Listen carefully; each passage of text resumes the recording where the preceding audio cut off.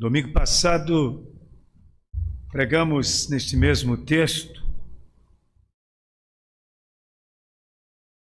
e hoje vamos concluir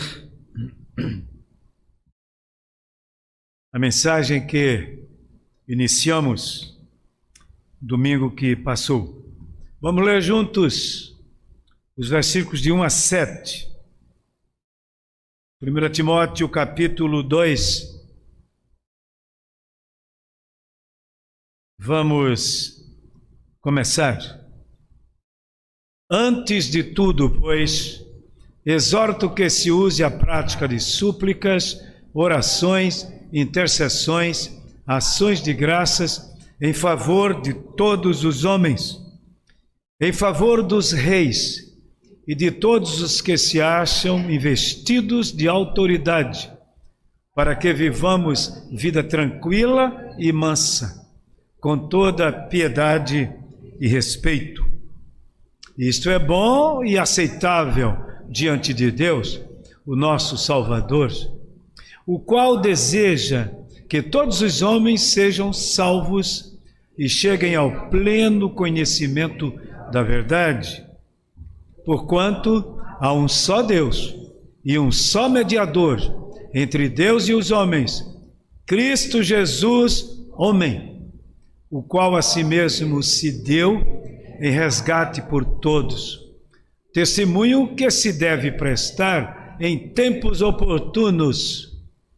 Para isto fui designado pregador e apóstolo, afirmo a verdade, não minto, mestre dos gentios na fé e na verdade. Vamos orar? Senhor nosso Deus, fala ao nosso coração, na Tua palavra, que é em si mesma, riquíssima de valores, insondáveis valores para a nossa vida. Esta palavra que é inspirada, infalível, inerrante, suficiente e eficiente. Fala-nos agora, a nós que estamos aqui e aqueles que estão em casa conectados conosco. Fala, Senhor, aos nossos corações, usando o Teu servo como instrumento. Para a Tua glória nós oramos, em nome do Senhor Jesus. Amém.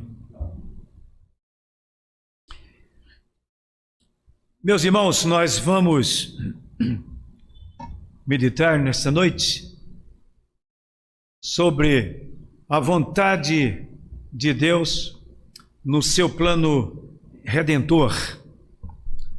A vontade de Deus no seu plano redentor. E com este tema eu quero deixar claro, conforme o texto que lemos há pouco, que Deus não trabalha com acasos, uma vez que Ele é soberano, o Senhor, soberano, aquele que criou céu, terra, mar, tudo que neles há, mas não somente esse globo terrestre no qual vivemos, mas o universo. A Bíblia diz que Deus dá nome às estrelas. Então, todo esse universo foi plasmado pelas mãos de Deus. Porque afirmar enfaticamente isto? Porque o nosso Deus, mesmo insondavelmente grande como é, Ele, usando uma linguagem bastante humana, se preocupa, chamado tecnicamente linguagem antropomórfica, Ele se preocupa com cada um de nós, mas cada um mesmo. Ele vai à nossa individualidade. Conhece pelo nosso nome. Conhece o nosso interior, nossas lutas, nossas preocupações. Conhece tudo. O salmista diz: a palavra não chegou à minha boca, o Senhor já sabe tudo. Então, como é que nós podemos entender a vontade de Deus no seu plano redentor nestes termos? Tão longe em termos de transcendência, Ele é transcendente, está acima de nós, mas tão perto, tão em nós, porque Ele é imanente. Duas palavras que todos os crentes devem saber: transcendente, acima de nós, imensamente acima, e imanente, perto de nós e dentro de nós. Pois bem, esse Deus traçou um plano redentivo para o mundo. E, mesmo com todo esse poder que Ele é e que Ele dispõe, Ele resolveu contar conosco no seu plano de salvação. Se nós não crêssemos fielmente naquilo que a Bíblia diz, ficaríamos questionando. Como é que esse traçado de plano se estabelece de uma forma tal que a gente não imagina? Como se Deus dependesse de nós para pregarmos o seu evangelho? Dependência? Não. Ele quer que nós participemos dessa glória. Mas Ele nos usa assim. Esta é uma verdade que nós precisamos saber e dispor o nosso coração. Pois bem, hoje nós, dentro deste texto, vamos ver a vontade de Deus no seu plano redentor. E uma coisa nessa introdução que eu gostaria de deixar bem claro é que a universalidade da pregação do Evangelho é uma verdade que deve estar sempre presente na mente de todos os crentes. Quando nós trabalhamos com a salvação no plano de Deus, conforme a Bíblia ensina, não podemos ficar olhando somente ao nosso redor. Nós temos o compromisso de falar de Cristo para os que estão à frente, atrás, de um lado e de outro. Nosso campo missionário, antes e acima de tudo, é nessas dimensões. Mas a visão de Deus é que essa pregação seja universal. Como é que eu sei disso? Bom, quando eu leio Marcos 16:15, leio Mateus 28:19, é que há uma implicação de uma ordem que está registrada, falada pelo próprio Cristo. Ele disse: ide e fazei discípulos, ide por todo o mundo. Aliás, no texto original, essa palavra não é um imperativo, é um gerúndio. Eu diria que é um imperativo gerúndio.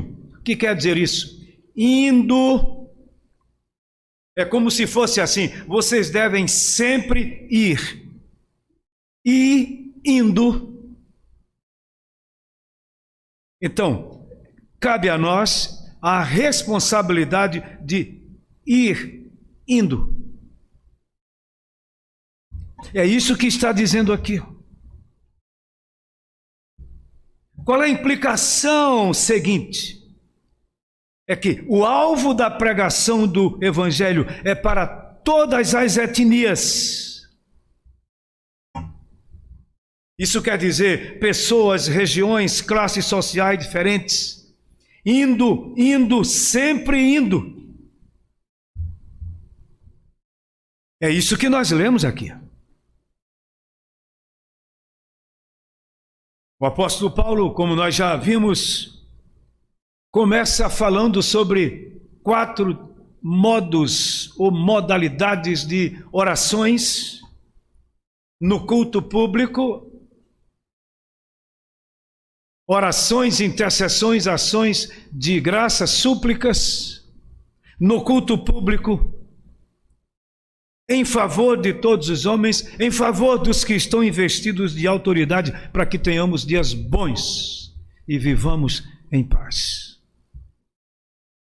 Vejam aí a amplitude da pregação do Evangelho e o comprometimento que nós temos com isto. Para começo de conversa, o culto público como este onde estamos é um lugar para se fazer o que fizemos há pouco, orando pelos missionários que estão do outro lado do mundo, ou que estão em nosso país, pregando o Evangelho. Então, meus amados irmãos, essa é a vontade de Deus no seu plano redentor. Paulo chama a nossa atenção para isto. De acordo com o texto que nós lemos, o alvo é levar o Evangelho a todas as classes sociais, em seus diferentes níveis, inclusive bons e maus, níveis morais. Nós não podemos escolher. Agora, conforme já vimos, é preciso que nós, antes e acima de tudo, oremos. Porque o apóstolo Paulo fala, versículo 1, segunda parte, ele diz que devemos orar por todos, em favor de todos os homens. Então a nossa missão como pregadores do Evangelho está intimamente ligada à intercessão. Nós, como crentes, precisamos, todos os dias, reservar um momento na nossa vida para interceder pelo trabalho missionário. Lembro agora de uma igreja onde fui, lá nos Estados Unidos. Após o culto, o pastor me chamou e fui ao gabinete dele. Lá tinha um mapa mundi. E ele me mostrou os países onde havia missionários mantidos por aquela igreja. Havia uns 12, alguma coisa assim. E ele disse que o alvo era chegar a pelo menos 30. Mas uma coisa ele me disse que me deixou impressionado. É que ele reservava um momento do dia para orar por todos eles. E era interessante. Ele colocava o dedo lá no local, no mapa, onde aquele missionário estava e orava por ele. Depois tirava, olhava o outro, colocava o dedo e orava por ele. E precisava colocar aquele dedo? A gente pergunta, será? Mas aí é onde entra essa intimidade de missão entre quem está aqui e quem está lá. Deus sabe porque aquele irmão, aquele pastor, irmão nosso, fazia tudo aquilo. Era o comprometimento dele com aquela missão daquele pastor que estava ali. Então, repito, o apóstolo Paulo fala aqui que devemos orar por aqueles que estão investidos de autoridade e por todos os homens. Não há governo que possa ou que deva ficar livre da nossa intercessão, seja ele quem for. Nosso dever, orar por essa gente toda, porque a vontade de Deus no seu plano redentor implica tudo isto. Como entender então? Diante do texto bíblico, o que nos compete fazer de maneira bastante concreta. Vamos ao texto. Primeiro, devemos estar conscientes da nossa missão. Nós não vivemos aqui por acaso. Um dia alguém pregou e nós ouvimos e aqui estamos hoje. Lembro daquela saudosa irmã que pregou a minha mãe, a história já contei aqui, e eu cheguei a ser pastor dela, seu filho na fé e seu pastor também. Ela foi instrumento de Deus para pregar a minha mãe, levou a minha família, meu pai 10 a 11 anos depois também se converteu.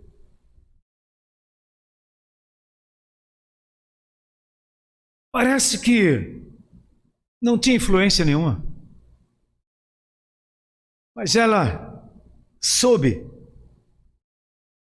ensinar, soube convidar, soube testemunhar.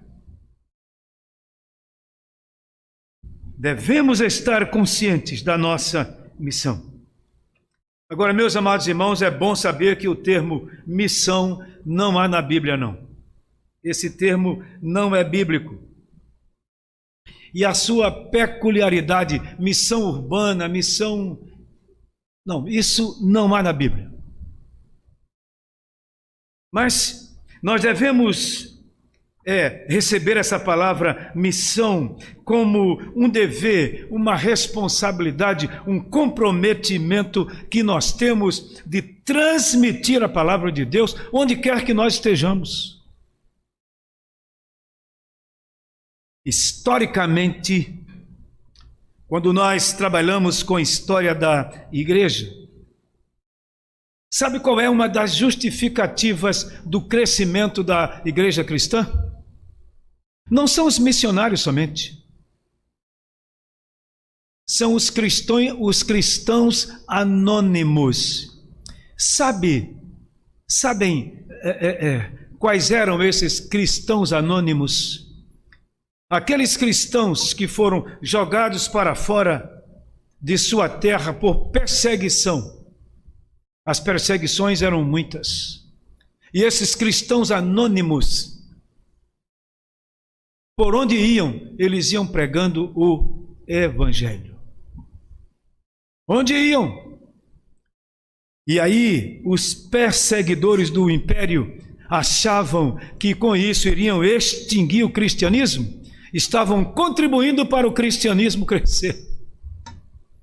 De modo que, final do primeiro século, todo o Império Romano tinha sido alcançado pela pregação do Evangelho. Louvado seja Deus! É exatamente isto. Agora não é uma questão somente nossa, pessoal. O versículo 4 diz que Deus deseja que todos sejam salvos. O qual Deus deseja que todos os homens sejam salvos e cheguem ao pleno conhecimento da verdade. Qualquer um de nós, bem que poderia fazer uma pergunta aqui. Se Deus deseja, e Deus é todo poderoso, Ele precisa de mim para quê? Porque Ele não faz tudo sozinho. Porque Ele não imprime na mente dos homens o temor a Ele. É que a palavra desejar aqui não quer dizer universalismo da salvação, mas a universalidade da graça. O desejo de Deus aqui é que a pregação se estenda ao mundo inteiro. A palavra desejar aqui, lá no texto original, a palavra telei, quer dizer uma conotação de sentimento, não é uma determinação. Lá no versículo 8 deste mesmo capítulo, é uma determinação. Mas a palavra quero aí, é a palavra grega boulomai, que quer dizer determino, tem força de um decreto. Mas essa palavra que nós lemos há pouco, desejo, não. Então, o que Deus de fato quer é que, de acordo com a sua vontade, Deus faz tudo o que lhe apraz, não temos dúvida. Romanos fala sobre isso, Salmo 115, Efésios 1:11, nós lemos isto. O seu desejo, de fato, é que todos se arrependam. Não é que ninguém se perca, mas Deus deu como não sei, a gente não sabe explicar. Ele deu esta liberdade aos homens para dizerem sim ou não a Ele, e eu não vou impedir que isso aconteça, e ninguém impede. É um mistério que só Deus sabe, só Deus pode entender. Eu não posso, ninguém pode. Uma coisa sei, e a Bíblia diz claramente que desde a eternidade Deus escolheu um povo para si. Ah, é assim. Desde a eternidade Deus escolheu um povo para si. Lá no Éden, conforme Gênesis 3:17, o pecado tomou conta, a maldição do pecado de Adão tomou conta da raça humana inteira. E aí, Deus enviou o seu Filho para restaurar todos aqueles que Ele escolheu. Para quê? Para a sua própria glória. Por isso, meus amados irmãos, isto implica nosso comprometimento com a obra de Deus. Todos nós que um dia fomos alcançados com esta mensagem, temos o dever de transmiti-la para outros. É isso que nós lemos aqui. Ao cumprirmos o nosso dever de evangelizar, estamos obedecendo à vontade de Deus. E estamos debaixo da bênção de Deus também. É interessante quando nós olhamos a vida cristã por este lado. Não só pelos privilégios que nós temos, mas o comprometimento igualmente.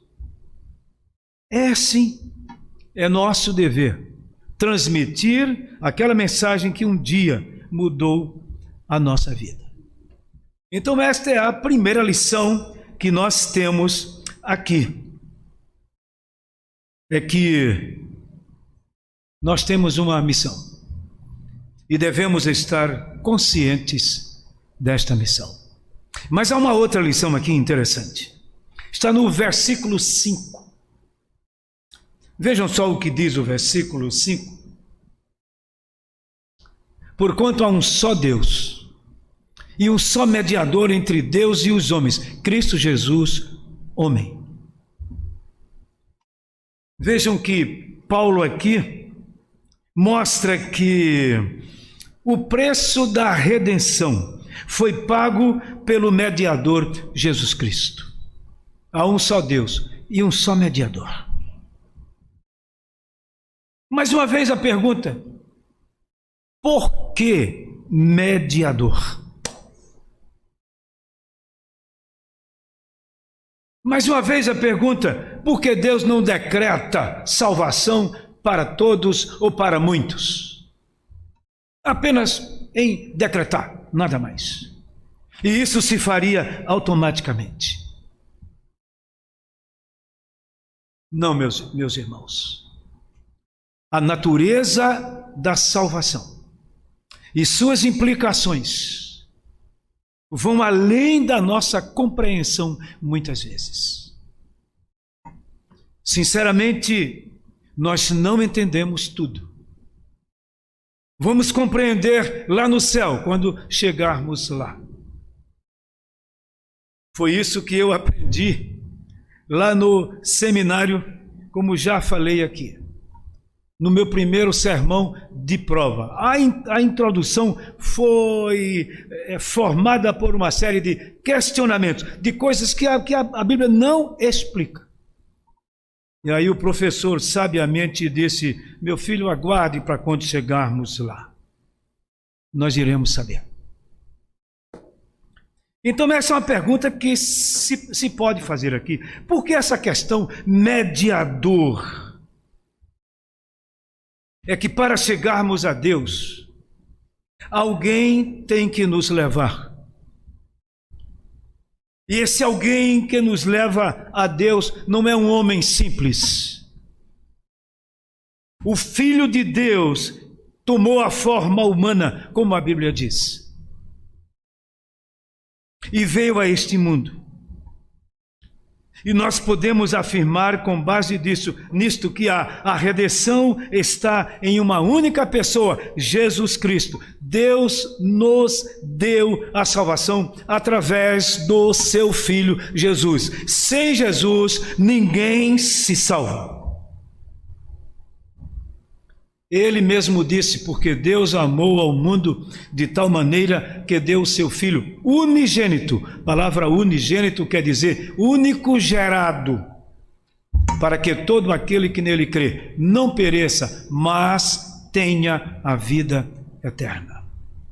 É presente de Deus, mas para receber é preciso que vá através de Jesus Cristo. Agora, por que Jesus? Um dos textos mais lindos sobre Jesus está em 1 Timóteo 3,16. Aquele que foi manifestado na carne, foi justificado em espírito, contemplado por anjos, pregado entre os gentios, crido no mundo e recebido na glória. Esse é o Jesus em quem cremos. Esse é o nosso Salvador. Por isso o apóstolo Paulo diz: evidentemente, grande é o mistério da piedade. E aí escreve esse cântico: aquele que foi manifestado na carne, foi justificado em espírito, contemplado por anjos, pregado entre os gentios, crido no mundo e recebido na glória. Por isso, sem Jesus, não pode haver salvação. Cristo é aquele Deus homem que veio sofrer conosco, que veio ensinar, transmitir Deus para nós por seus ensinamentos e pela graça redentora que Ele nos trouxe. Assim, meus amados irmãos, quando nós pregamos este Evangelho, estamos trazendo aquilo que é de mais precioso para os seres humanos, que é a bênção da salvação através do seu Filho Jesus. É nosso dever, sim. Todos aqueles que um dia foram alcançados pela salvação que o Senhor lhe deu, devem se comprometer em levá-la para outros. E para nós crentes, que sabemos claramente que não há outro caminho a não ser este, o que é que nós devemos fazer? Quantas pessoas conhecemos na nossa família que não recebeu Jesus como seu Salvador ainda? Quantas pessoas conhecemos, amigos, colegas de trabalho e tantos outros? Quanta gente nós sabemos que precisa desse Evangelho, de Jesus Cristo no seu coração? É nosso dever. O preço da redenção foi pago pelo mediador, Jesus Cristo, e sem Ele não pode haver salvação. Daí a seriedade que nós temos de encarar como crentes. Não somente criticar o mundo como está, porque é muito fácil a gente criticar. Se essa gente conhecesse Jesus, não faria o que faz. Certamente não faria. Porque se alguém está em Cristo, nova criatura é. As coisas antigas passaram, eis que se fizeram novas. Mas, e quem não tem Jesus? Como é que vive? Não nos escandalizemos com tudo que há neste mundo aí, com todas essas coisas feias, tristes, horrendas, maléficas, que são praticadas aí fora.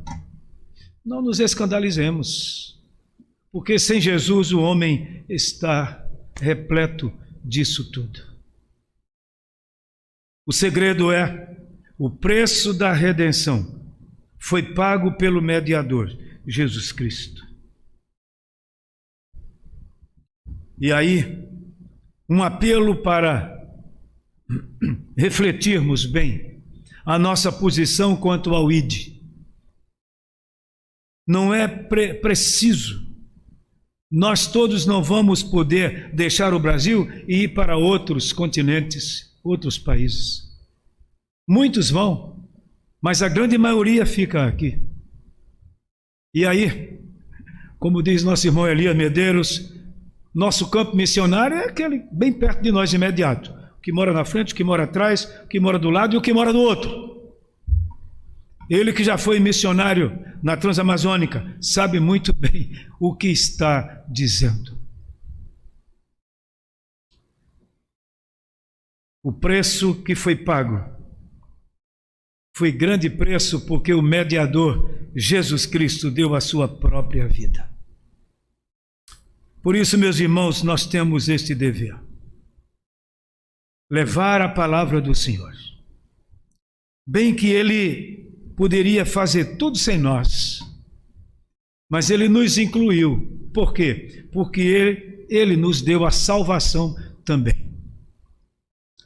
Porque os anjos almejam perscrutar. Porque a anjo não é dada a oportunidade de pregar. Anjo não tem esse compromisso. Anjo não tem experiência de salvação. Mas os homens têm. Anjos formam uma ordem. Nós homens, nós humanos formamos gerações. Quem tem experiência de salvação para contar somos nós.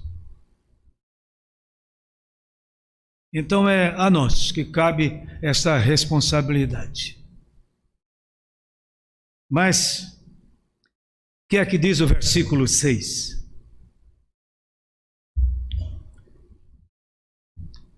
O qual a si mesmo se deu em resgate por todos. O qual quem? Jesus Cristo. Mas veja o que Paulo diz aí: testemunho que se deve prestar em tempos oportunos. O preço que foi pago foi a morte de Cristo. Ele a si mesmo se deu. Jesus não foi forçado a nada. Ele disse: ninguém tira a minha vida, eu mesmo a dou. Ninguém vai impedir que isso aconteça, eu para isso vim. Jesus tinha consciência do seu ministério aqui.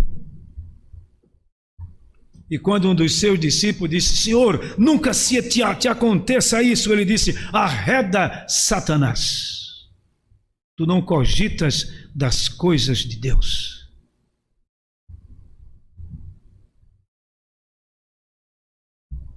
Jesus não quis fugir da cruz. Lá no Getsemane, se possível, Pai, passa de mim este cálice sem que eu beba, mas não se faça a minha vontade, porém a tua. Faça-se a tua vontade. Por isso o apóstolo Paulo diz: o qual a si mesmo se deu, em resgate por todos. A palavra resgate aqui, lá no texto original, significa preço para libertar. Esse preço para libertar os que estão algemados pelo pecado foi pago pelo Senhor Jesus Cristo. Essa palavra só se encontra aqui no Novo Testamento. Outras, mais ou menos iguais, encontram-se em vários outros lugares. Esta palavra aqui, só está aqui, para mostrar que não havia substituição. Tinha que ser Ele mesmo. E a grande implicação que está aqui é que por sua morte na cruz, o Senhor Jesus pagou o preço para libertar o seu povo. Não há pecado que não possa ser perdoado. Não há homem mau que não possa ser transformado. Quando o Evangelho invade o coração, aquele que está em Cristo, nova criatura é. Meus amados irmãos, não há alegria maior para nós do que podermos ver a mensagem do Evangelho invadindo o coração e pessoas respondendo afirmativamente a isto, tornando-se filhos de Deus.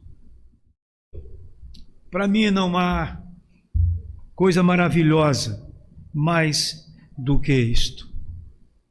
Agora, para nós, a alegria maior é quando nós fazemos uma autorreflexão. Por exemplo, Efésios 2, versículo 1, a Bíblia diz: Ele vos deu vida, estando vós mortos nos vossos delitos e pecados, nos quais andastes outrora, versículo 2, segundo o curso deste mundo, segundo o príncipe da potestade do ar, do espírito que agora atua nos filhos da desobediência.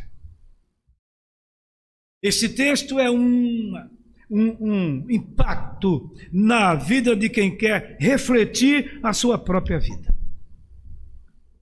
O que eu seria, o que nós seríamos se não fôssemos crentes em Jesus. O que seria de nós? Como nós sabemos que sem Deus, sem Cristo, o ser humano está perdido. E quando refletimos que essa bênção nós já temos em nós, o que estamos fazendo para quem não é ainda? Para os que estão aí perdidos mesmo.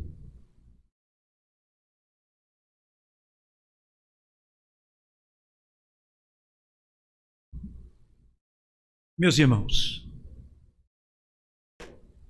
creio que hoje mais do que nunca é hora de nós pararmos um pouco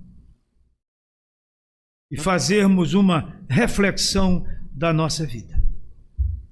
Como estamos transmitindo esta verdade que um dia mudou a nossa vida?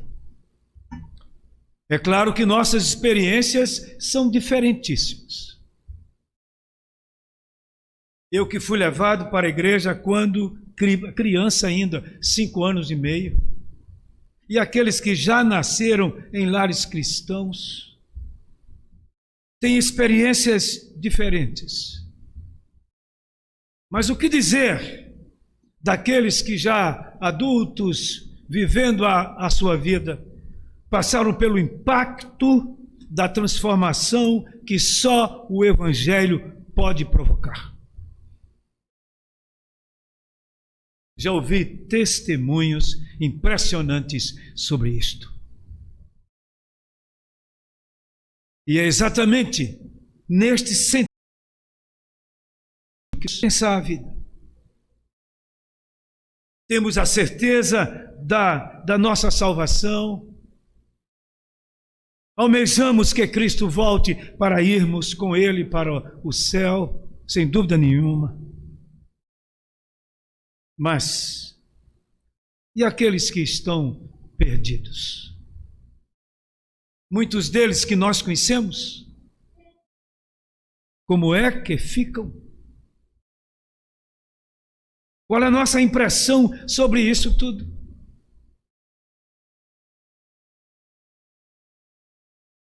Eu creio, irmãos, que esta mensagem do apóstolo Paulo aqui, vontade de Deus no seu plano redentor,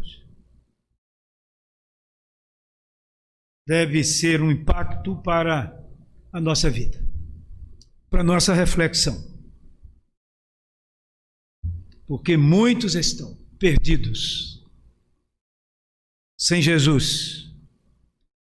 Nós não sabemos quem vai se salvar. Pregamos o Evangelho para todos, não sabemos quem vai salvar. Mas é bom saber que a mensagem que não implicar salvação, ela vai implicar juízo, condenação no dia final.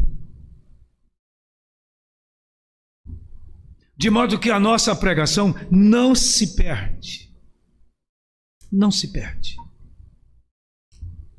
Falou de Jesus, explicou o que ele veio fazer, foi claro naquilo que a palavra de Deus é. Se ouviu sim ou se ouviu não, é isso que é mais importante.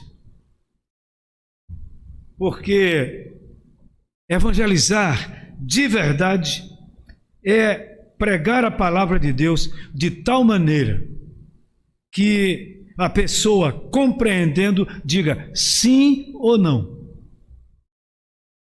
Isso é evangelizar. Conscientemente. Diga sim ou diga não. Eu não quero. Isso é evangelizar. Porque sempre o nosso desejo é fazer Deus conhecido para que Ele seja glorificado. Esse é o alvo da evangelização. E a quem compete isso? A nós, que um dia fomos alcançados por esse evangelho também.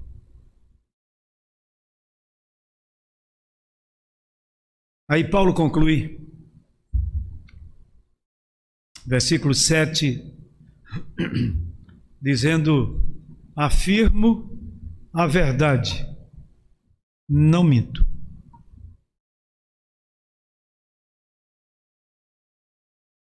Por quê? Ele era mestre dos gentios na fé e na verdade.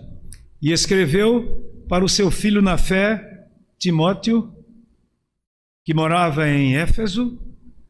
Timóteo nasceu em Listra, lá na Galácia,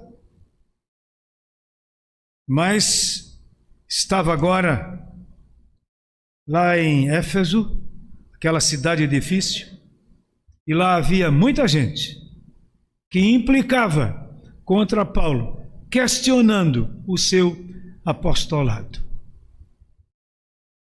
E Paulo sabia que Timóteo estava naquela luta ali.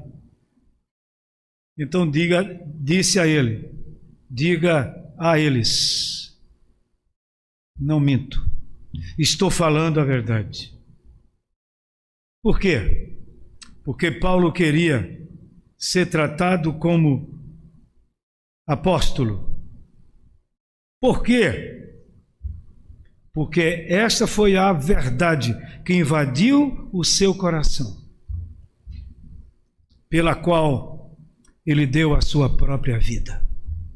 No ano 67, Nero, imperador de Roma, mandou degolar Paulo.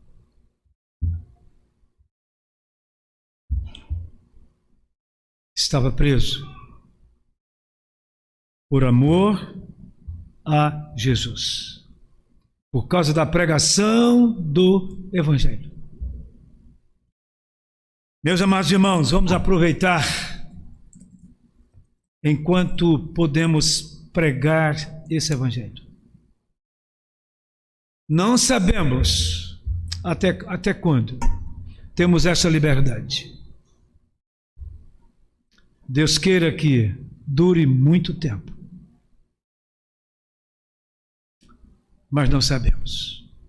Há muitos países no mundo onde havia liberdade plena, hoje não há mais. Outros há mais ou menos. Mas nós, graças a Deus, temos. Vamos pensar nisto. E vamos pedir a Deus que nos fortaleça para que cada um de nós, cada um seja um evangelista ou um missionário no lugar onde está. Porque sem Jesus não há salvação. Vamos orar?